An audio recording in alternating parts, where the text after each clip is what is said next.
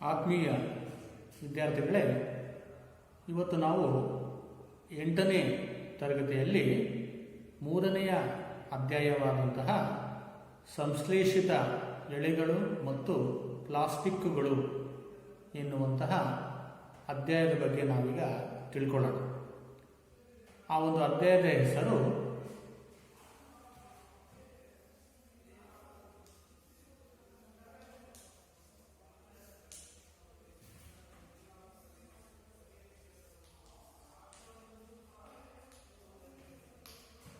ಸಂಶ್ಲೇಷಿತ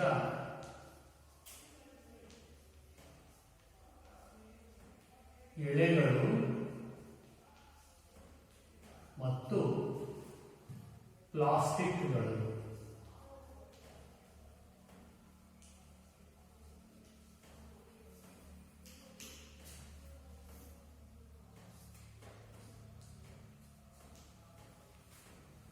ಸಂಶ್ಲೇಷಿತ ಎಳೆಗಳು ಮತ್ತು ಪ್ಲಾಸ್ಟಿಕ್ಗಳು ಅನ್ನುವಂತಹ ಒಂದು ಪಾಠ ನಾವೆಲ್ಲ ಕೇಳಿರ್ತೀವಿ ಮಕ್ಕಳೇ. ಏನು ಎಳೆ? ಎಳೆ ಅಂದರೆ ಏನು ಅಂದಾಗ ದಾರ ಅಂತ ಹೇಳ್ಬಿಟ್ಟು. ಎಳೆ ಅಂದರೆ ಏನು? ದಾರ. ನೀವು ದಾರ ಎಲ್ಲೆಲ್ಲಿ ಉಪಯೋಗಿಸ್ತೀರಿ ಅಂತ ನೀವು ಗೊತ್ತೇ ಇದೆ ಅಲ್ವಾ? ನೀವೆಲ್ಲ ದಾರವನ್ನು ನೋಡಿದ್ದೀರಿ. ಸರ ಪೋಣಿಸುವಂತಹ ಒಂದು ದಾರ, ಹೂವನ್ನು ಕಟ್ಟುವಂತಹ ಒಂದು ದಾರ, ಹತ್ತಿಯ ದಾರ, ಈ ರೀತಿ ಎಳೆ ನಾವು ಅದನ್ನು ಎಳೆ ಅಂತ ಹೇಳ್ಬಿಟ್ಟು ಕರಿತೀವಿ ಅಥವಾ ದಾರ ಅಂತ ಹೇಳ್ಬಿಟ್ಟು ನಾವು ಕರಿತೀವಿ. ಹಾಗಾದರೆ ಮಕ್ಕಳೇ, ನಾವು ತೊಡುವಂತಹ ಬಟ್ಟೆಗಳು ಅಥವಾ ವಸ್ತ್ರಗಳು ಯಾವುದರಿಂದ ಮಾಡಲ್ಪಟ್ಟಿವೆ ಅಂತ ನಾವು ನೋಡಿದ್ರೆ, ನಾವು ತೊಡುವಂತಹ ವಸ್ತ್ರಗಳು ಅಥವಾ ಬಟ್ಟೆಗಳು ಈ ಎಳೆಗಳಿಂದ ಮಾಡಲ್ಪಟ್ಟಿವೆ ಅಂತ ಹೇಳ್ಬಿಟ್ಟು ನಾವು ಆ ಬಟ್ಟೆಯಲ್ಲಿ ಇರುವಂತಹ ಆ ಎಳೆಗಳನ್ನು ಬಿಡಿಸ್ತಾ ಹೋಗ್ಬೋದು. ಆ ಮೊದಲು ಎಳೆಗಳಾಗಿರ್ತವೆ, ನಂತರ ಅದನ್ನು ಯಂತ್ರಗಳಿಂದ ಆ ಒಂದು ಬಟ್ಟೆ ಅಥವಾ ವಸ್ತ್ರವನ್ನು ನೇಯ್ದಿರ್ತಾರೆ. ಅಥವಾ ಸೀರೆ, ಅದು ಕೂಡ ಎಳೆಗಳಿಂದ ಆಗಿರುತ್ತೆ. ಬಟ್ಟೆ ಅಥವಾ ಒಂದು ಕರ್ಚೀಪು ಯಾವುದೇ ತಗೊಂಡು ಕೂಡ ನಾವು ತೊಡುವಂತಹ ವಸ್ತ್ರ ಅಥವಾ ಬಟ್ಟೆ ಎಳೆಗಳಿಂದ ಮಾಡಲ್ಪಟ್ಟಿವೆ. ಈ ಎಳೆಗಳಲ್ಲಿ 2 ವಿಧ. ಯಾವುದಪ್ಪ 2 ವಿಧ ಅಂದರೆ, ಒಂದು ಈ ನೈಸರ್ಗಿಕ ಎಳೆಗಳು, ಇನ್ನೊಂದು ಕೃತಕ ಅಥವಾ ಸಂಶ್ಲೇಷಿತ ಅಥವಾ ಮಾನವ ನಿರ್ಮಿತ ಎಳೆಗಳು ಅಂತ ಹೇಳ್ಬಿಟ್ಟು 2 ವಿಧಗಳಿವೆ. ಒಂದಿದು ಎಳೆಗಳಲ್ಲಿ 2 ವಿಧಗಳು. ಒಂದಿದು ನೈಸರ್ಗಿಕ ಎಳೆಗಳು,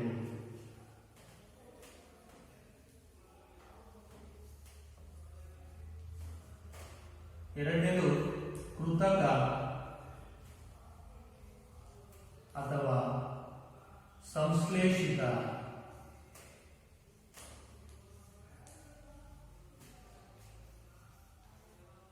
ಅಥವಾ ಮಾನವ ನಿರ್ಮಿತ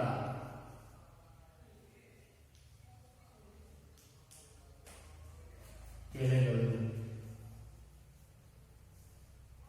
ಈ ರೀತಿ ಎಳೆಗಳು ಅಥವಾ ದಾರಗಳನ್ನು ನಾವು 2 ರೀತಿ ಬಿಡಿಸಬಹುದು.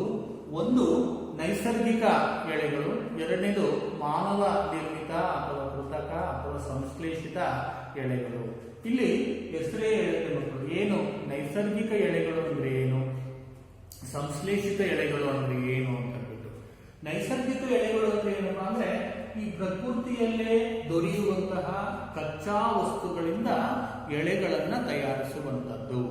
ಈ ಪ್ರಕೃತಿಯಲ್ಲೇ ಸಿಗುವಂಥದ್ದು ಯಾವುದು? ಉದಾಹರಣೆಗೆ ಹತ್ತಿ, ರೇಷ್ಮೆ, ಉಣ್ಣೆ, ಇವುಗಳನ್ನು ನಾವು ಅವುಗಳಿಂದ ಎಳೆಗಳನ್ನು ತಯಾರಿಸುವುದನ್ನ ನಾವು ನೈಸರ್ಗಿಕ ಎಳೆಗಳು ಅಂತ ಕರಿತೀವಿ. ಈ ನೈಸರ್ಗಿಕ ಎಳೆಗಳಿಗೆ ಉದಾಹರಣೆ ಹತ್ತಿಯ ಎಳೆ, ರೇಷ್ಮೆಯ ಎಳೆ, ಅದೇ ರೀತಿ ಉಣ್ಣೆಯ ಎಳೆ. ಇದು ಪ್ರಕೃತಿಯಲ್ಲಿ ಸಿಗುತ್ತೆ. ಹತ್ತಿ ಅಲ್ವಾ? ಹತ್ತಿ ಗಿಡ ನೋಡಿದ್ದೀವಿ ಅಲ್ವಾ? ಹತ್ತಿ ಈ ಪ್ರಕೃತಿಯಲ್ಲಿ ಸಿಗುವಂತಹ ಒಂದು ಕಚ್ಚಾ ವಸ್ತು. ಹತ್ತಿಯಿಂದ ನೂಲು ಅಥವಾ ಎಳೆ ಅಥವಾ ದಾರವನ್ನು ಮಾಡ್ತಾರೆ. ನೆಕ್ಸ್ಟ್ ರೇಷ್ಮೆ. ರೇಷ್ಮೆ ಹುಳುವಿನಿಂದ ಸಿಗುತ್ತೆ, ಇದು ಪ್ರಕೃತಿಯಲ್ಲಿ ಸಿಗುವಂತಹ ಒಂದು ಕಚ್ಚಾ ವಸ್ತು. ಅದೇ ರೀತಿ ಉಣ್ಣೆ. ಉಣ್ಣೆ ಅಂದರೆ ಕುರಿಗಳಿಂದ ಸಿಗುವಂತಹ ಒಂದು ಪದಾರ್ಥ ಉಣ್ಣೆ. ಇವುಗಳಿಂದ ಎಳೆಗಳನ್ನು ಮಾಡ್ತಾರೆ. ಆ ಎಳೆಗಳಿಂದ ಏನು ವಸ್ತ್ರಗಳನ್ನು ಅಥವಾ ಬಟ್ಟೆಗಳನ್ನು ಮಾಡುವಂಥದ್ದು. ಇದನ್ನ ನಾವು ನೈಸರ್ಗಿಕ ಎಳೆಗಳು ಅಂತ ಕರಿತೀವಿ. ನಿಸರ್ಗದಲ್ಲೇ ದೊರೆಯುವ ಕಚ್ಚಾ ವಸ್ತುಗಳಿಂದ ತಯಾರಿಸುವ ಎಳೆಗಳನ್ನು ನಾವು ನೈಸರ್ಗಿಕ ಎಳೆಗಳು ಅಂತ ಕರಿತೀವಿ. ಉದಾಹರಣೆ ಹತ್ತಿಯ ಎಳೆ, ರೇಷ್ಮೆಯ ಎಳೆ, ಅದೇ ರೀತಿ ಉಣ್ಣೆಯ ಎಳೆ. ಇನ್ನೊಂದಿದೆ ಮಕ್ಕಳೇ, ಕೃತಕ ಅಥವಾ ಸಂಶ್ಲೇಷಿತ ಅಥವಾ ಮಾನವ ನಿರ್ಮಿತ ಎಳೆಗಳು. ಹೆಸರೇ ಹೇಳುತ್ತೆ, ಇವು ಪ್ರಕೃತಿಯಲ್ಲಿ ಸಿಗೋದಿಲ್ಲ. ಮಾನವನೇ ಅದನ್ನ ಕೃತಕವಾಗಿ ತಯಾರಿಸಿದಂತಹ ಎಳೆಗಳು. ಇದನ್ನ ನಾವು ಸಂಶ್ಲೇಷಿತ ಎಳೆಗಳು ಅಂತ ನಾವು ಕರಿತೀವಿ. ಈ ಸಂಶ್ಲೇಷಿತ ಎಳೆಗಳು ಉದಾಹರಣೆ ನಾವು ತಗೊಂಡ್ರೆ ನಾವೆಲ್ಲ ಕೇಳಿದ್ದೀವಿ. ಏನು? ನೈಲಾನ್, ರೇಯಾನ್, ಆಮೇಲೆ ಅದೇ ರೀತಿ ಪಾಲಿಯೆಸ್ಟರ್, ಅಕ್ರಿಲಿನ್, ಈ ರೀತಿ ಎಲ್ಲ ನಾವು ಕೇಳ್ತೀವಿ ಅಲ್ವಾ? ಇದನ್ನ ನಾವು ಏನಂತ ಕರಿತೀವಿ? ಕೃತಕ ಅಥವಾ ಸಂಶ್ಲೇಷಿತ ಅಥವಾ ಮಾನವ ನಿರ್ಮಿತ ಎಳೆಗಳು ಅಂತ ಕರಿತೀವಿ. ಈ ಸಂಶ್ಲೇಷಿತ ಎಳೆಗಳಿಗೆ ಉದಾಹರಣೆ ಯಾವುದು? ರೇಯಾನ್, ನೈಲಾನ್,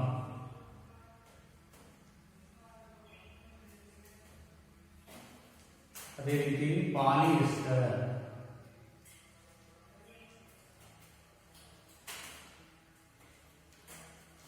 ಅಕ್ರಿಲಿಕ್,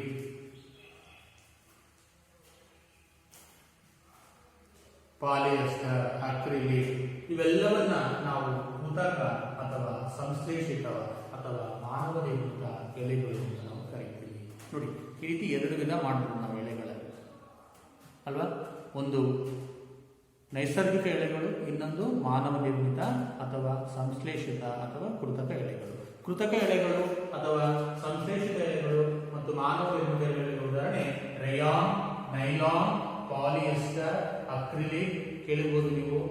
ಟೆರಿಲಿನ್ ಅಂತ ಕೇಳಿರ್ತೀರಿ, ಆಮೇಲೆ ಟೆರಿಕಾಟ್ ಅಂತ ಕೇಳಿರ್ತೀರಿ, ಪಾಲಿ ಊಲ್ ಅಂತ ಕೇಳಿರ್ತೀವಿ. ಇವೆಲ್ಲವೂ ಕೂಡ ನೈಸರ್ಗಿಕ ಎಳೆಗಳಿಗೆ ಇವೆಲ್ಲವೂ ಕೂಡ ಸಂಶ್ಲೇಷಿತ ಎಳೆಗಳಿಗೆ ಉದಾಹರಣೆಗಳಾಗ್ತವೆ. ಈ ರೀತಿ ಎರಡು ರೀತಿಯ ಎಳೆಗಳನ್ನ ನಾವು ನೋಡ್ತೀವಿ. ಈಗ ನೆಕ್ಸ್ಟ್ ನಾವು ಇನ್ನೊಂದು ಪದವನ್ನ ನಾವು ನೋಡಿರ್ಬೋದು. ಏನು? ಪಾಲಿಮರ್. ಪಾಲಿಮರ್ಗಳು ಅಂದ್ರೆ ಏನು? ಪಾಲಿಮರ್ಗಳು ಎಂದರೇನು? ಅವುಗಳಲ್ಲಿರುವಂತಹ ಎರಡು ವಿಧಗಳು ಯಾವುವು ಅಂತ. ಪಾಲಿಮರ್,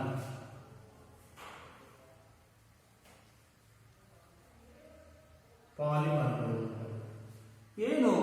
ಪಾಲಿಮರ್ಗಳು ಅಂದ್ರೆ ಏನು ಅಂದಾಗ ನಾವು ಒಂದು ದಾರನ್ನು ಅಥವಾ ಒಂದು ಎಳೆಯನ್ನು ತಗೊಂಡು ನಾವು ಮಣಿಗಳನ್ನ ಪೋಣಿಸ್ತಾ ಹೋದರೆ ಒಂದು ದಾರಕ್ಕೆ ಈ ರೀತಿ ಮಣಿಗಳನ್ನ ಪೋಣಿಸ್ತಾ ಹೋಗೋದು. ನೀವು ನೋಡಿರ್ಬೋದು, ಸರ, ಮಣಿಗಳ ಸರ.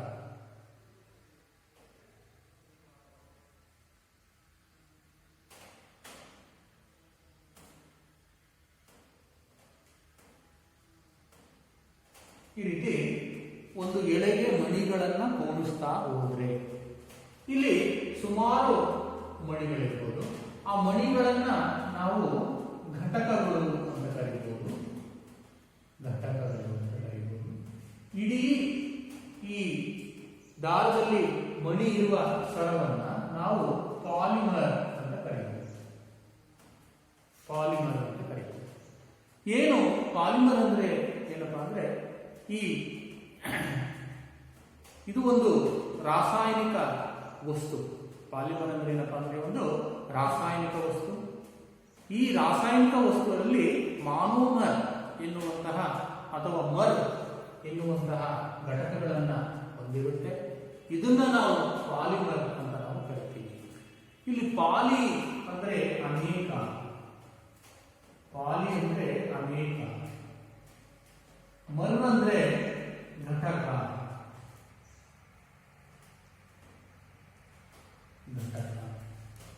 ನಾವೇನೀಗ ಸಂಶ್ಲೇಷಿತ ಎಳೆಗಳು ಅಂತ ನಾವೇನು ಕರೆದ್ವಿ, ಆ ಸಂಶ್ಲೇಷಿತ ಎಳೆಗಳು ಒಂದು ರಾಸಾಯನಿಕ ವಸ್ತು ಆ ರಾಸಾಯನಿಕ ವಸ್ತು ಯಾವುದರ ಒಂದು ಘಟಕಗಳಿಂದ ಮಾಡಲ್ಪಟ್ಟಿದೆಯೋ ಅದನ್ನು ನಾವು ಪಾಲಿಮರ್ ಅಂತ ನಾವು ಕರಿತೀವಿ.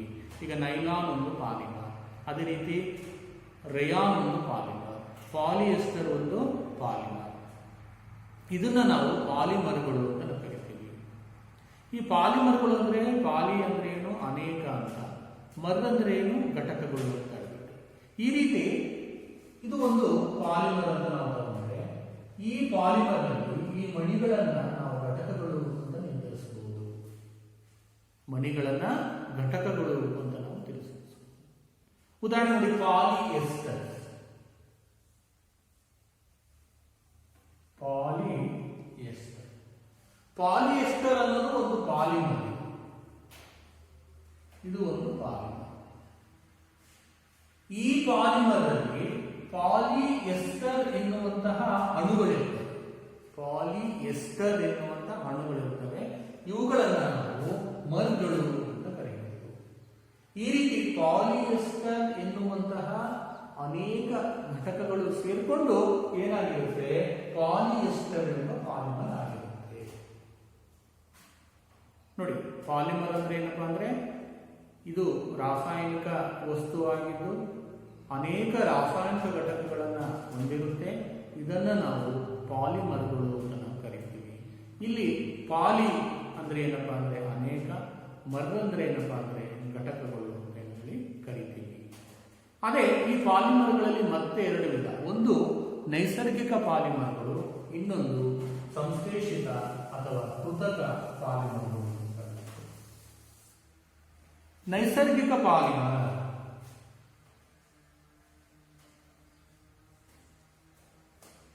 ನೈಸರ್ಗಿಕ ಪಾಲಿಮರ್, ಇನ್ನೊಂದು ಕೃತಕ ಪಾಲಿಮರ್ ಅಥವಾ ಸಂಶ್ಲೇಷಿತ ಪಾಲಿಮರ್ ಅಂತ ಕರೀತೀವಿ. ನೈಸರ್ಗಿಕ ಪಾಲಿಮರ್ ಅಂದ್ರೆ ಏನು, ನಿಸರ್ಗದಲ್ಲಿ ಸಿಗುವಂತಹ ಪಾಲಿಮರ್. ಉದಾಹರಣೆ ಯಾವುದಪ್ಪ ಅಂದ್ರೆ ಹತ್ತಿ. ಹತ್ತಿಯಲ್ಲಿ ಸೆಲ್ಯುಲೋಸ್ ಎನ್ನುವಂತಹ ನೈಸರ್ಗಿಕ ಪಾಲಿಮರ್ ಇದೆ. ಹತ್ತಿಯಲ್ಲಿ ಸೆಲ್ಯುಲೋಸ್ ಎಂಬ ನೈಸರ್ಗಿಕ ಪಾಲಿಮರ್ ಇದೆ. ನೋಡಿ, ಹತ್ತಿಯು ಸೆಲ್ಯುಲೋಸ್ ಎಂಬ ಪಾಲಿಮರ್ನಿಂದ ಮಾಡಲ್ಪಟ್ಟಿದೆ. ಅದೇ ಸೆಲ್ಯುಲೋಸ್ ಅನೇಕ ಗ್ಲೂಕೋಸ್ ಅಣುಗಳಿಂದ ಮಾಡಲ್ಪಟ್ಟಿದೆ. ಅನೇಕ ಗ್ಲೂಕೋಸ್ ಅಣುಗಳಿಂದ ಮಾಡಲ್ಪಟ್ಟಿದೆ. ಇದನ್ನ ನಾವು ನೈಸರ್ಗಿಕ ಪಾಲಿಮರ್ ಅಂತ ಕರಿತೀವಿ. ಹತ್ತಿ, ರೇಷ್ಮೆ, ಉಣ್ಣೆ ಇದನ್ನ ನೈಸರ್ಗಿಕ, ನಿಸರ್ಗದಲ್ಲೇ ಸಿಗುವಂತಹ ಪಾಲಿಮರ್ಗಳು ಅಂತ ಕರಿತೀವಿ. ನೆಕ್ಸ್ಟ್ ಕೃತಕ ಪಾಲಿಮರ್ಗಳು ಗೊತ್ತೇ ಇದೆ, ಮಾನವ ನಿರ್ಮಿತ ಪಾಲಿಮರ್ಗಳು. ಉದಾಹರಣೆಗೆ ಯಾವುದು, ಪಾಲಿಯೆಸ್ಟರ್. ಅದೇ ರೀತಿ ರೇಯಾನ್, ನೈಲಾನ್ ಇವೆಲ್ಲ ಸಂಶ್ಲೇಷಿತ ಪಾಲಿಮರ್ಗಳು. ಪ್ರಯೋಗಾಲಯದಲ್ಲಿ ಕೃತಕವಾಗಿ ಮಾನವ ನಿರ್ಮಿತ ವಸ್ತುಗಳು. ಇವೆಲ್ಲ ನಾವು ಸಂಶ್ಲೇಷಿತ ಪಾಲಿಮರ್ಗಳು ಅಂತ ಹೇಳ್ಬಿಟ್ಟು ಕರಿತೀವಿ. ಈಗ ನಾವು ಏನು ಎಳೆಗಳು ಅಂದ್ರೆ ಏನು, ಅವುಗಳ ಎರಡು ವಿಧಗಳನ್ನು ತಿಳ್ಕೊಂಡ್ವಿ, ಉದಾಹರಣೆ ತಿಳ್ಕೊಂಡ್ವಿ. ಅದೇ ರೀತಿ ಪಾಲಿಮರ್ಗಳು ಅಂದ್ರೆ ಏನು, ಅವುಗಳ ಎರಡು ವಿಧಗಳನ್ನು ತಿಳ್ಕೊಂಡ್ವಿ, ಮತ್ತೆ ಉದಾಹರಣೆಗಳನ್ನ ತಿಳ್ಕೊಂಡ್ವಿ ಮಕ್ಕಳೇ. ಈಗ ಮುಂದೆ ನಾವು ಏನಪ್ಪಾ ಅಂದ್ರೆ ಈ ಸಂಶ್ಲೇಷಿತ ಎಳೆಗಳಲ್ಲಿ ಒಂದೊಂದನ್ನೇ ನಾವು ತಿಳ್ಕೊಳ್ತಾ ಹೋಗೋಣ ಏನು ಅಂತ ಹೇಳ್ಬಿಟ್ಟು. ಮೊದಲಿಗೆ ರೇಯಾನ್. ರೇಯಾನ್ ಅಂದ್ರೆ ಏನು, ಇದನ್ನು ಹೇಗೆ ತಯಾರಿಸಬಹುದು?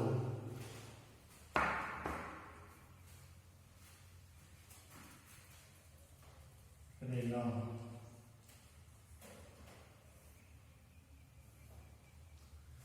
ರೇಯಾನ್ ಅಂದ್ರೆ ಏನಪ್ಪಾ ಅಂದ್ರೆ ಇದು ಒಂದು ಸಂಶ್ಲೇಷಿತ ಎಳೆ.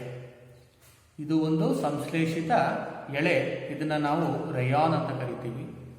ಇದನ್ನು 19ನೇ ಶತಮಾನದ ಕೊನೆಯ ಭಾಗದಲ್ಲಿ ಈ ಎಳೆಯನ್ನ ತಯಾರಿಸಲಾಯಿತು.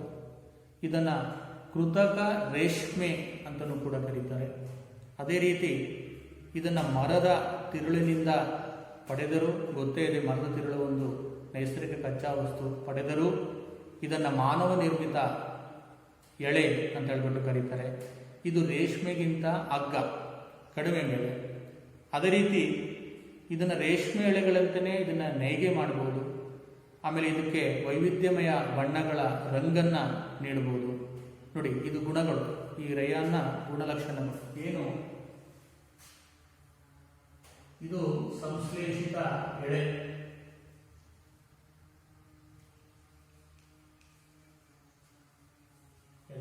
ಎರಡನೇದು, ಇದನ್ನು 19ನೇ ಶತಮಾನದ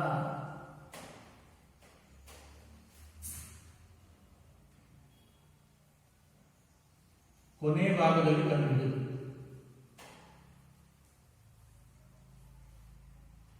ಕೊನೆ ಭಾಗದಲ್ಲಿ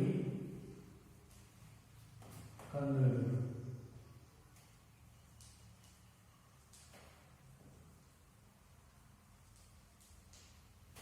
ಅದೇ ರೀತಿ ಇದನ್ನ ಕೃತಕ ರೇಷ್ಮೆ ಅಂತ ಕರೀತಾರೆ.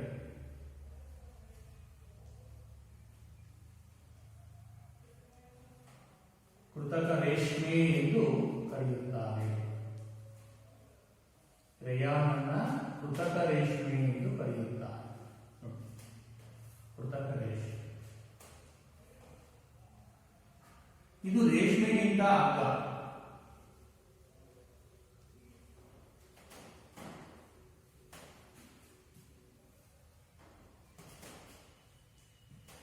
ಅದೇ ರೀತಿ ಇದು ರೇಷ್ಮೆಯಂತೆ ನೇಯಬಹುದು, ನೇಯ್ಗೆ ಮಾಡಬಹುದು.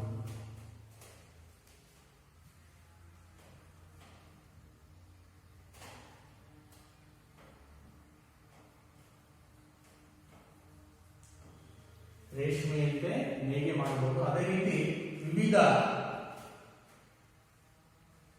ಬಣ್ಣಗಳ ರಂಗು ನೀಡುವುದು.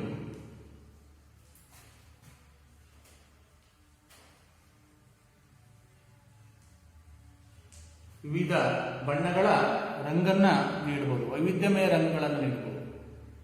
ಇದು ಎಲ್ಲೆಲ್ಲಿ ಬಳಸಬಹುದು? ಉದಾಹರಣೆಗೆ ಬೆಡ್ಶೀಟ್ ಉಪಯೋಗ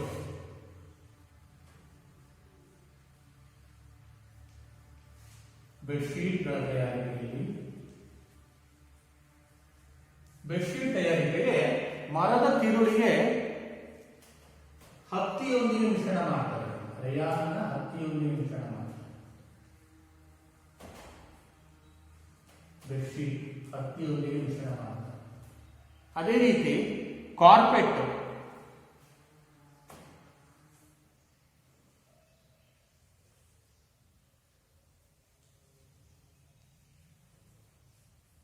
ಉಣ್ಣೆಯೊಂದಿಗೆ,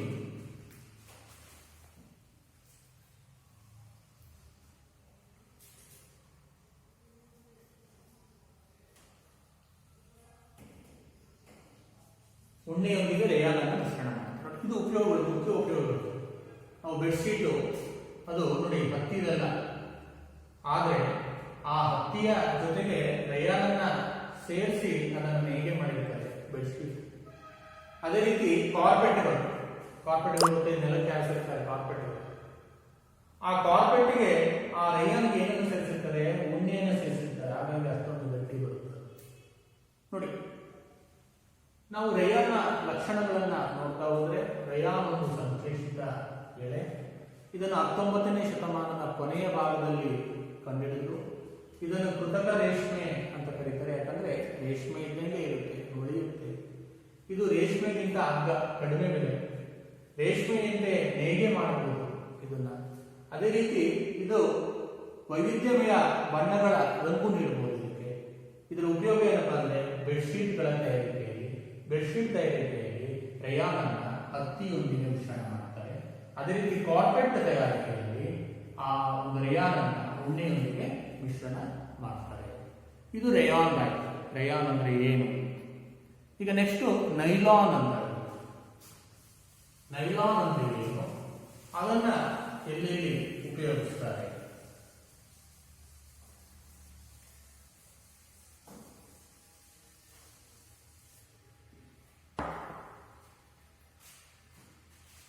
ನೈಲಾನ್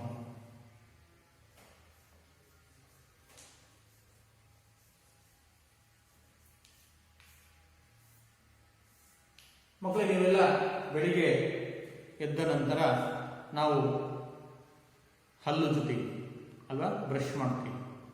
ಆ ಒಂದು ಹಲ್ಲುಜ್ಜುವಂತಹ ಬ್ರಷಲ್ಲಿ ಏನು ಎಳೆಗಳಿರ್ತವೆ ಅದೇ ನೈಲಾನ್. ಅದೇ ನೀವು ಈ ಹಗ್ಗಗಳು, ಈ ಎತ್ತಿಗೆ ಈ ಪ್ಲಾಸ್ಟಿಕ್ ಹಗ್ಗಗಳು ಅಂತ ನಾವು ಕರಿತೀವಲ್ಲ, ಈ ಮೂಟೆ ಕಟ್ಟಕ್ಕೆ ಇದಕ್ಕೆಲ್ಲ ಬರ್ತವೆ ಅಲ್ವಾ, ಪ್ಲಾಸ್ಟಿಕ್ ಹಗ್ಗಗಳು ಅಂತ. ಈ ಪ್ಲಾಸ್ಟಿಕ್ ಹಗ್ಗಗಳು ಇದು ನೈಲಾನ್ಗೆ ಉದಾಹರಣೆ. ನೋಡಿ, ಇದು ನೈಲಾನ್. ನೋಡಿ ಎಷ್ಟು ಗಟ್ಟಿ ಇದೆ. ಈ ಪ್ಲಾಸ್ಟಿಕ್ ಹಗ್ಗಗಳು ಅಂತ ನಾವು ಕರಿತೀವಿ. ಅದೇ ರೀತಿ ನೀವು ಸಂತೆಗೆ ಹೋದಾಗ ಬಣ್ಣ ಬಣ್ಣದ ಹಗ್ಗಗಳನ್ನು ಮಾರ್ತಾ ಇರ್ತಾರೆ ಅಲ್ವಾ. ನೋಡಿ, ಅದೆಲ್ಲವೂ ಕೂಡ ನೈಲಾನ್. ನೈಲಾನು ಎಷ್ಟು ಗಟ್ಟಿಯಪ್ಪ ಅಂದರೆ ಅದನ್ನು ಈ ಟ್ರೆಕ್ಕಿಂಗ್ ಮಾಡ್ತಾರಲ್ಲ, ಟ್ರೆಕ್ಕಿಂಗ್ ಮಾಡುವಾಗ ಬಂಡೆ ಹತ್ತೋದಕ್ಕೆ ಈ ಹಗ್ಗಗಳನ್ನು ಬಳಸ್ತಾರೆ. ಆ ಬಂಡೆ ಹತ್ತಲು ಬಳಸುವಂತಹ ಹಗ್ಗಗಳನ್ನು ನೈಲಾನ್ನಿಂದ ಮಾಡಿರ್ತಾರೆ. ಪ್ಯಾರಾಶೂಟ್ ನೋಡಿರ್ಬೋದು, ಆ ಪ್ಯಾರಾಶೂಟ್ ಕೂಡ ನೈಲಾನ್ ಎಳೆಗಳಿಂದ ಮಾಡಿರ್ತಾರೆ. ಅಂದರೆ ಅಷ್ಟು ಗಟ್ಟಿ ನೈಲಾನ್. ನೀವೆಲ್ಲ ಈ ವೈರ್ ಬ್ಯಾಗ್ ಅಂತ ಹೇಳ್ಬಿಟ್ಟು ನಾವು ಕರಿತೀವಲ್ವ, ಆ ವೈರ್ ಬ್ಯಾಗ್ಗಳು ಕೂಡ ಈ ನೈಲಾನ್ನಿಂದ ಮಾಡಲ್ಪಟ್ಟಿರುವಂಥದ್ದು. ನೋಡಿ, ನೈಲಾನು ಕೂಡ ಒಂದು ಸಂಶ್ಲೇಷಿತ ಎಳೆ. ಲಕ್ಷಣಗಳೇನಪ್ಪ ಅಂದರೆ ಇದು ಒಂದು ಸಂಶ್ಲೇಷಿತ ಎಳೆ.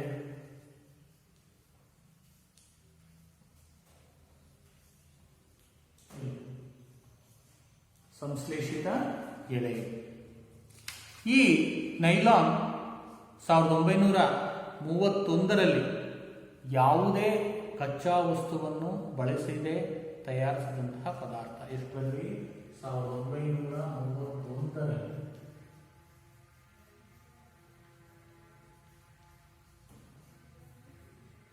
ಯಾವುದೇ ನೈಸರ್ಗಿಕ ಕಚ್ಚಾ ವಸ್ತುವನ್ನು ಬಳಸದೆ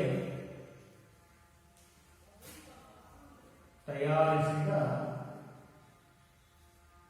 ವಸ್ತು ನೈಲಾನ್. 1931ರಲ್ಲೇ ಕಂಡುಹಿಡಿದಿರುವಂಥದ್ದು. ಇದನ್ನ ಕಲ್ಲಿದ್ದಲು, ನೀರು ಮತ್ತೆ ಗಾಳಿಯಿಂದ ತಯಾರಿಸಲಾಯಿತು. ಕಲ್ಲಿದ್ದಲು, ನೀರು ಮತ್ತು ಗಾಳಿಯಿಂದ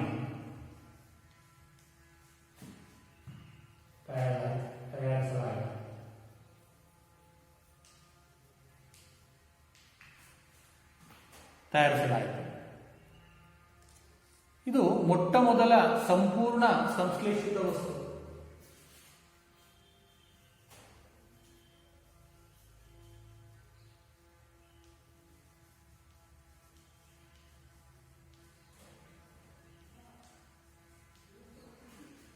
ಸಂಶ್ಲೇಷಿತ ವಸ್ತು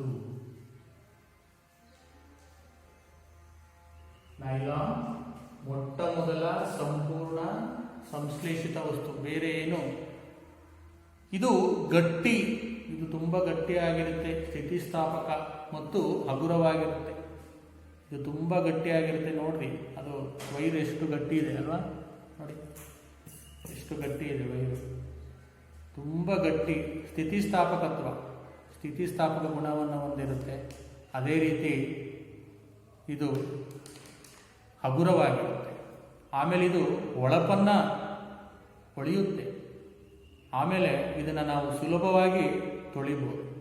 ನೋಡಿ, ಇನ್ನೂ ಮುಖ್ಯ ಗುಣ ಏನಪ್ಪ ಅಂದರೆ ಇದು ಗಟ್ಟಿ, ಸ್ಥಿತಿಸ್ಥಾಪಕ ಗುಣ ಹೊಂದಿದೆ.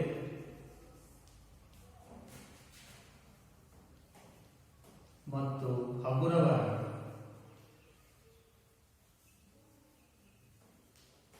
ಅದೇ ರೀತಿ ಇದು ಹೊಳಪನ್ನು ಹೊಂದಿದ್ದು ಹೊಳೆಯುತ್ತೆ. ಬೇರೆ ಬೇರೆ ಬಣ್ಣ ಕೊಡಬಹುದು. ಹೊಳಪನ್ನು ಹೊಂದಿದ್ದು ಸುಲಭವಾಗಿ ತೊಳಿಬಹುದು.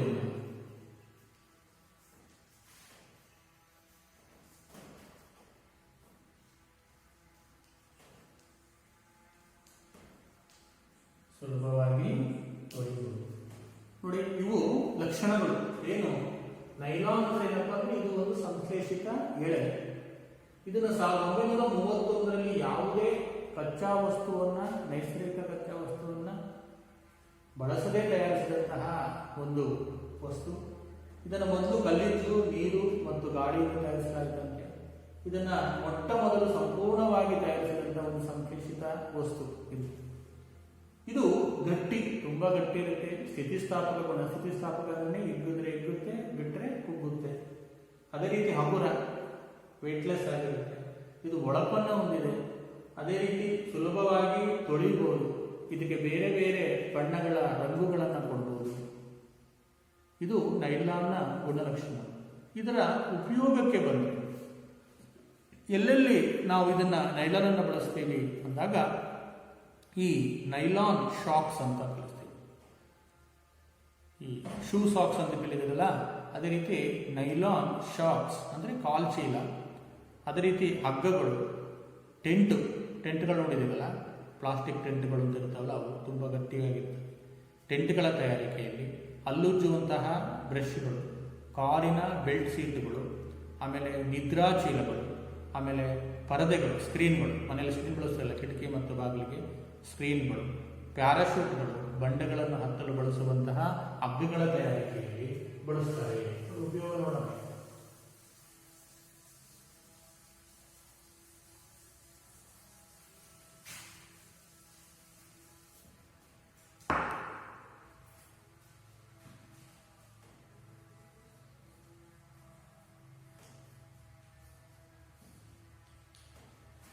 ನೈಲಾನ್ ಕಾಲು ಚೀಲಗಳು,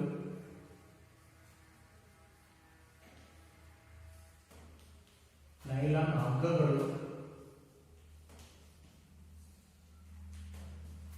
ಟೆಂಟ್ಗಳು, ಹಲ್ಲುಜ್ಜುವ ಬ್ರಷ್,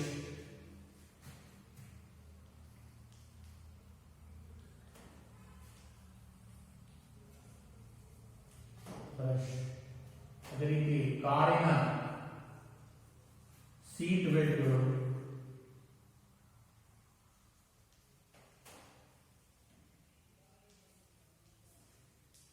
ಪ್ಯಾರಾಶೂಟ್ಗಳು,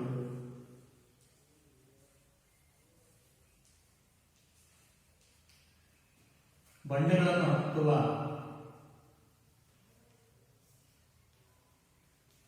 ಹತ್ತಲು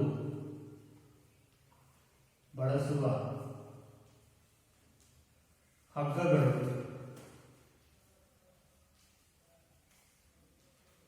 ಇತ್ಯಾದಿ ಈ ನೈಲಾನ್ ಅನ್ನ ಬಳಸ್ತಾರೆ. ಯಾಕಪ್ಪ ಇಷ್ಟೊಂದು ಬಳಸ್ತಾರೆ ಅಂದ್ರೆ ಅದು ತುಂಬಾ ಗಟ್ಟಿಯಾಗಿರುತ್ತೆ, ಹಗುರವಾಗಿರುತ್ತೆ, ಸ್ಥಿತಿಸ್ಥಾಪಕ ಗುಣವನ್ನು ಹೊಂದಿರುತ್ತೆ. ಅದೇ ರೀತಿ ಅದಕ್ಕೆ ಅದು ಹೊಳಿತಾ ಇರುತ್ತೆ. ಅಲ್ಲದೆ ಹೊಳೆಯೋದಲ್ಲದೆ ಅದನ್ನು ಸುಲಭವಾಗಿ ತೊಳಿಬಹುದು. ಅದಕ್ಕೆ ಬೇರೆ ಬೇರೆ ಬಣ್ಣಗಳನ್ನು ಕೊಡಬಹುದು ಆಕರ್ಷಕವಾಗಿ. ಹಾಗಾಗಿ ನೈಲಾನ್ ಅನೇಕ ವಸ್ತುಗಳಲ್ಲಿ ಬಳಸ್ತಾರೆ. ನಿದ್ರಾಚೀಲ ಅಂದ್ರೆ ಸ್ಲೀಪಿಂಗ್ ಬ್ಯಾಗ್ಸ್ ಅಂತ ಹೇಳ್ತಾರೆ. ಈ ಟ್ರೆಕ್ಕಿಂಗ್ ಹೋದವರು ಅಲ್ಲೆಲ್ಲಿ ಮಲಗಬೇಕಲ್ವಾ, ಅವಾಗ ನಿದ್ರಾಚೀಲಗಳು ಅಂತ ತಗೊಂಡು ಹೋಗ್ತಾರೆ. ಕಾಡಲ್ಲಿ ಮಲಗಬೇಕಾಗಿರೋದ್ರಿಂದ ಆ ನಿದ್ರಾಚೀಲಗಳನ್ನು ಅಲ್ಲಿ ಬಳಸ್ತಾರೆ. ಇದು ನೈಲಾನ್ ಬಗ್ಗೆ. ನೈಲಾನ್ ಅಂದರೆ ಏನು, ಅದನ್ನು ಎಲ್ಲೆಲ್ಲಿ ಬಳಸ್ತಾರೆ, ಅದರ ಗುಣಗಳೇನು ಅಂತ ನಾವು ತಿಳ್ಕೊಂಡು. ಈಗ ನೆಕ್ಸ್ಟು ಪಾಲಿಯೆಸ್ಟರ್.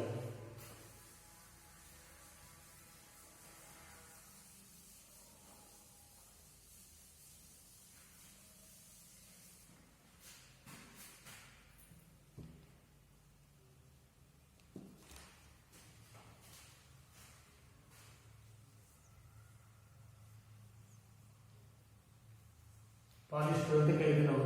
ಆಡು ಭಾಷೆಯಲ್ಲಿ ಪಾಲಿಸ್ಟರ್ ಬಟ್ಟೆ ಅಂತೀವಲ್ಲ ಅದು. ಇದು ಪಾಲಿಯೆಸ್ಟರ್.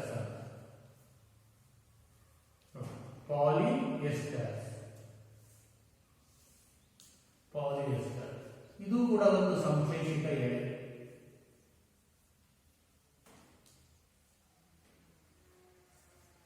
ಎರಡನೇದಾಗಿ ಇದು ಸುಲಭವಾಗಿ ಸುಕ್ಕುಗಟ್ಟುವುದಿಲ್ಲ.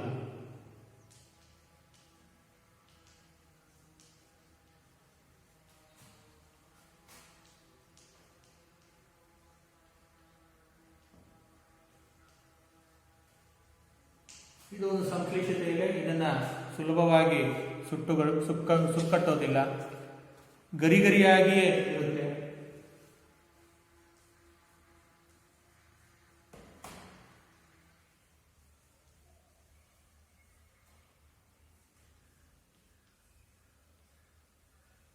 ಸುಲಭವಾಗಿ ತೊಳೆಯಬಹುದು.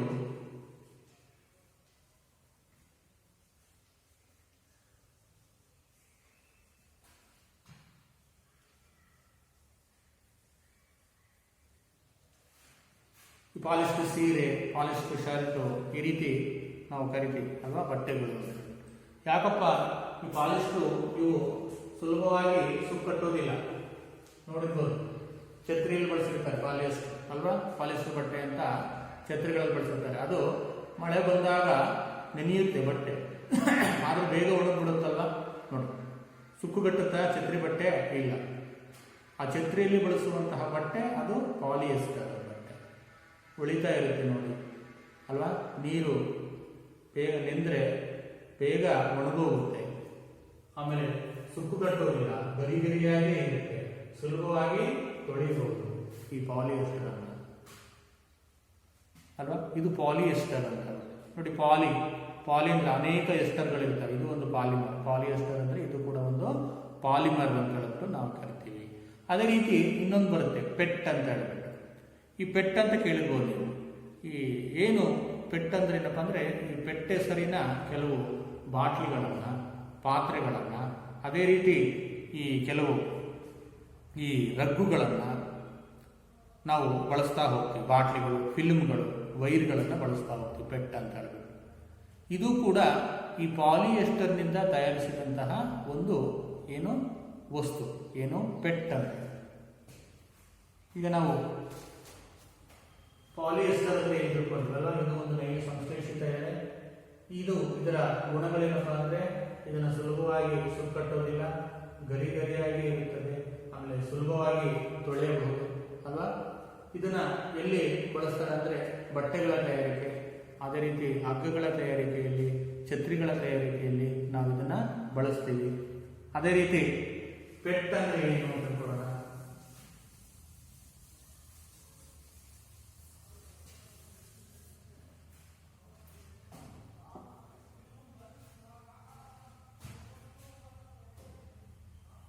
ಪೆಟ್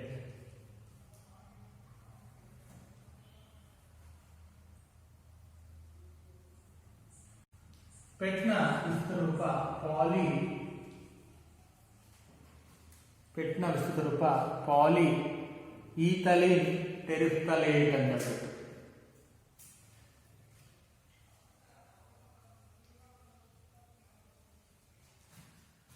ಟೆರಿಫ್ಥಲೇಟ್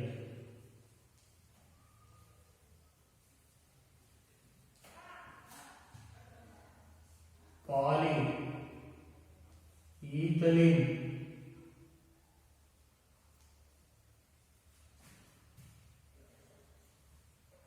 ಟೆರಿಫ್ಥಲೇಟ್.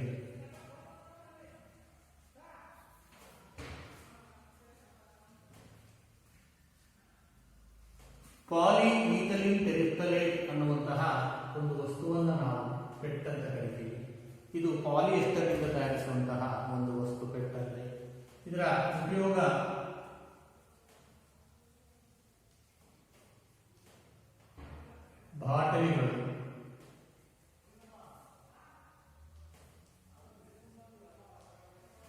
ಬಾಟಲಿಗಳು,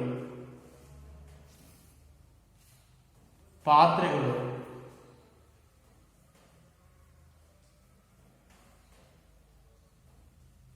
ಫಿಲ್ಮ್ಗಳು, ವೈರ್ಗಳು ತಯಾರಿಕೆಯಲ್ಲಿ ಪೆಟ್ಟುಗಳನ್ನು ಬಳಸ್ತಾರೆ ಮಕ್ಕಳೇ. ಅದೇ ರೀತಿ ಇನ್ನೊಂದು ನಾವು ಅಕ್ರಿಲಿಕ್ ಅಂತ ಹೇಳ್ತೀವಿ.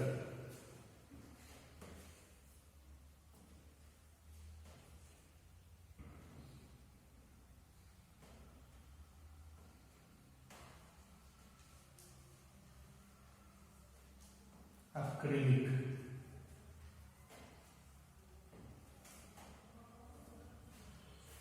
ನೋಡಿ, ಏನು ಅಕ್ರಿಲಿಕ್ ಅಂದರೆ ಏನಪ್ಪ ಅಂದರೆ ನಾವು ಈ ಸ್ವೆಟರ್ಗಳು, ಆಮೇಲೆ ಶಾಲುಗಳು ಮತ್ತು ರಗ್ಗುಗಳನ್ನು ನೋಡಿರ್ತೀವಿ ಅಲ್ವಾ.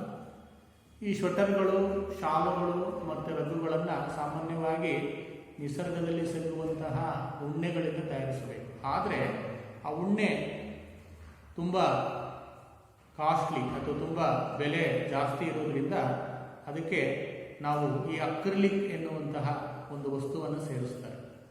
ಆ ಸೇರಿಸಿ ಈ ಏನು ಶಾಲುಗಳು,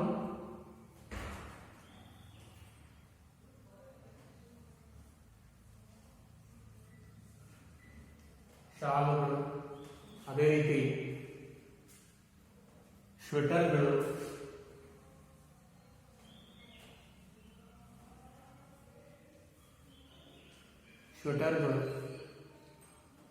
ಅದೇ ರೀತಿ ರಗ್ಗುಗಳ ತಯಾರಿಕೆಯಲ್ಲಿ ಬಳಸ್ತಾರೆ.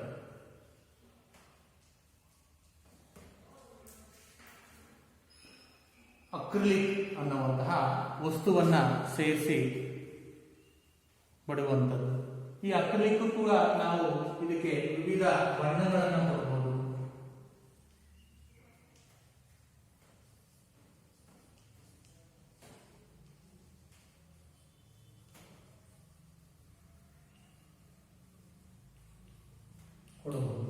ವಿವಿಧ ಬಣ್ಣಗಳನ್ನ ನಾವು ಇವುಗಳಿಗೆ ಕೊಡಬಹುದಾಗಿರುತ್ತೆ. ಅದನ್ನು ನಾವು ಅಕ್ರಿಲಿಕ್ ಅಂತ ಕರಿತೀವಿ.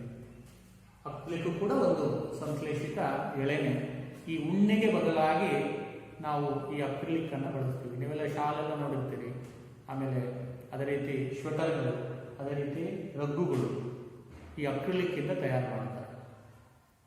ಅದೇ ರೀತಿ ಈ ಸಂಶ್ಲೇಷಿತ ವಸ್ತುಗಳಿಂದ ತಯಾರಿಸಿದ ವಸ್ತ್ರಗಳನ್ನು ಹಾಕೊಂಡು ನಾವು ಅಡುಗೆ ಮನೆ ಅಥವಾ ಪ್ರಯೋಗಶಾಲೆಗಳಲ್ಲಿ ಕೆಲಸವನ್ನು ಮಾಡಬಾರದು.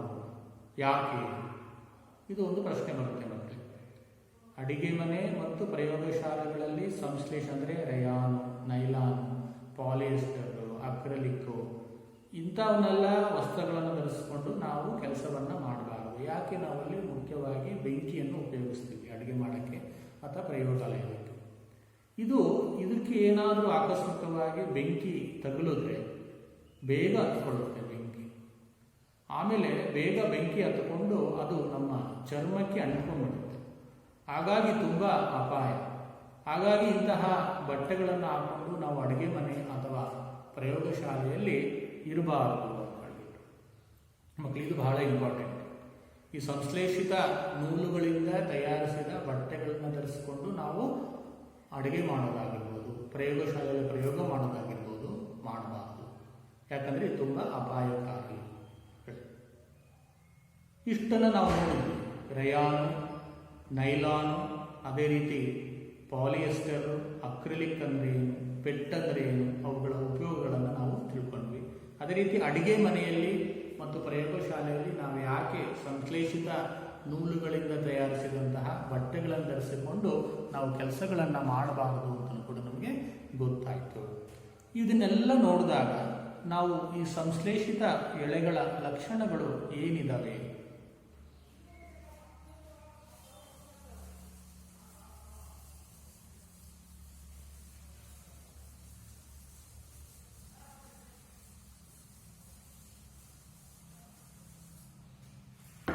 ಸಂಶ್ಲೇಷಿತ ಎಳೆಗಳ ಲಕ್ಷಣಗಳು.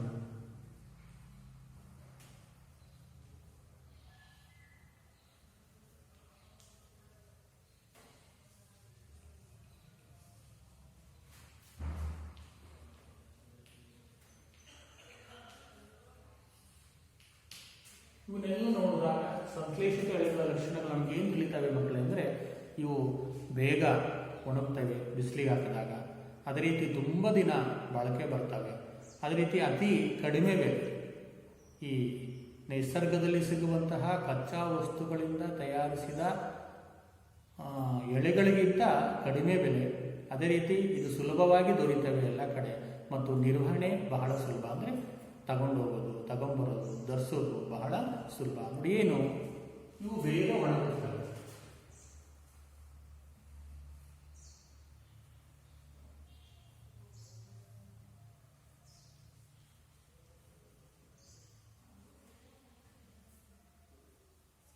ಬೇಗ ಒಣಗುತ್ತವೆ. ಎರಡನೇದು, ಇವು ಹೆಚ್ಚು ಬಾಳಿಕೆ ಬರುತ್ತವೆ.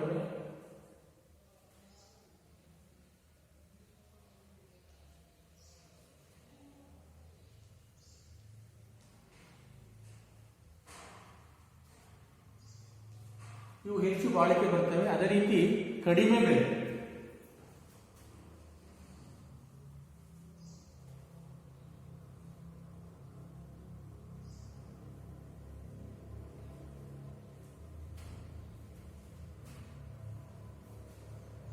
ನಾಲ್ಕನೇದು, ಸುಲಭವಾಗಿ ದೊರೆಯುತ್ತದೆ.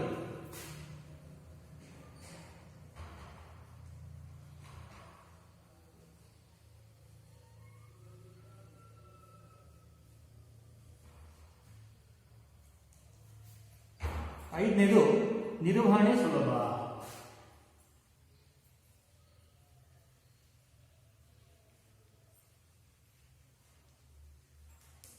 ನಿರ್ವಹಣೆ ಸುಲಭ. ನೋಡಿ, ಏನು, ಇವು ಬೇಗ ಒಣಗುತ್ತವೆ, ಹೆಚ್ಚು ಬಾಳಿಕೆ ಬರ್ತವೆ, ಕಡಿಮೆ ಬೆಲೆ, ಸುಲಭವಾಗಿ ದೊರೆಯುತ್ತವೆ, ನಿರ್ವಹಣೆ ಬಹಳ ಸುಲಭವಾಗಿದೆ.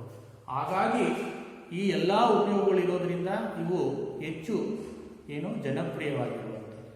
ಸಂಶ್ಲೇಷಿತ ಎಳೆಗಳಿಂದ ತಯಾರಿಸಿದಂತಹ ವಸ್ತುಗಳು ಹೆಚ್ಚು ಜನಪ್ರಿಯವಾಗಿರುವಂಥದ್ದು. ಮಕ್ಕಳು, ಇವತ್ತು ನಾವು ಏನೇನು ತಿಳ್ಕೊಂಡ್ವಿ ಅನ್ನೋದನ್ನು ಸ್ವಲ್ಪ ಪುನರ್ಮನನ ಮಾಡೋಣ. ಏನು ಸಂಶ್ಲೇಷಿತ ಎಳೆಗಳು ಎಂದರೇನು ತಿಳ್ಕೊಂಡ್ವಿ. ಸಂಶ್ಲೇಷಿತ ಎಳೆಗಳು ಎಂದರೇನು, ಆಮೇಲೆ ನೈಸರ್ಗಿಕ ಎಳೆಗಳು ಎಂದರೇನು, ನೈಸರ್ಗಿಕ ಎಳೆಗಳಿಗೆ ಉದಾಹರಣೆ ತಿಳ್ಕೊಂಡ್ವಿ. ಸಂಶ್ಲೇಷಿತ ಎಳೆಗಳಿಗೆ ಉದಾಹರಣೆ ತಿಳ್ಕೊಂಡ್ವಿ. ಪಾಲಿಮರ್ಗಳು ಎಂದರೇನು ತಿಳ್ಕೊಂಡ್ವಿ.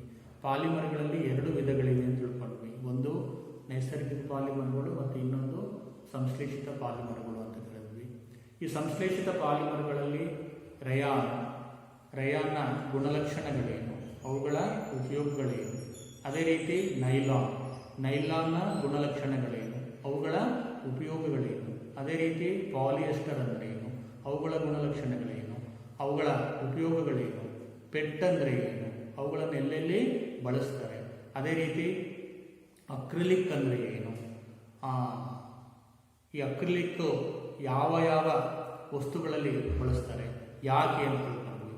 ಅಕ್ರಿಲಿಕ್ಕು ಕಡಿಮೆ ಬೆಲೆ, ಆಮೇಲೆ ಇದರ ನಿರ್ವಹಣೆ ಸುಲಭ. ಹಾಗಾಗಿ ಉಣ್ಣೆಗೆ ಬದಲಾಗಿ ಬಳಸುವಂತಹ ಒಂದು ವಸ್ತುವನ್ನು ನಾವು ಅಕ್ರಿಲಿಕ್ ಅಂತ ಕರಿತೀವಿ. ಈ ಅಕ್ರಿಲಿಕ್ಕನ್ನು ನಾವು ಸ್ವೆಟರ್ಗಳು, ರಗ್ಗುಗಳು, ಅದೇ ರೀತಿ ಈ ಶಾಲುಗಳ ತಯಾರಿಕೆಯಲ್ಲಿ ನಾವು ಯಾಕೆ ಬಳಸ್ತೀವಿ ಅನ್ನೋದು ಕೂಡ ಗೊತ್ತಾಯಿತು.